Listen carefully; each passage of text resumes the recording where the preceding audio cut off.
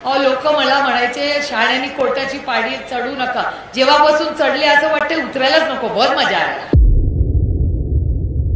सेवा मायबाप जनतेची, सन्मान शेतकऱ्याचा, महिलांचा आणि ज्येष्ठ नागरिकांचा आणि स्वाभिमान तुमच्या आणि माझ्या महाराष्ट्राचा.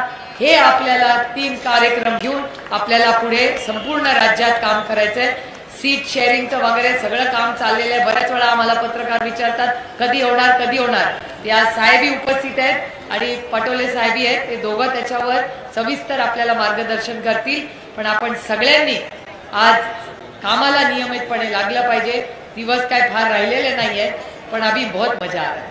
कारण का संघर्ष करण्यात, आता माझ्या लक्षात आलं की संघर्ष करण्यात खरं तर जास्त मजा आहे. सगळं चांगलं चाललं होतं तेव्हा वाटत होतं, नंतर असं वाटायला लागलं अरे बापरे आता काय होणार. लोक मला म्हणायचे शाळेनी कोर्टाची पाडी चढू नका. जेव्हापासून चढले असं वाटते उतरायलाच नको. बहुत मजा आली.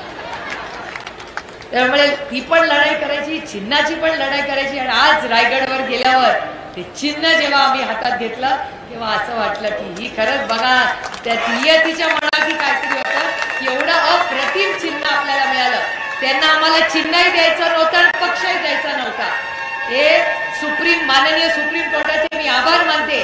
त्यांचा युक्तिवाद होता यांना चिन्ह देऊ नका.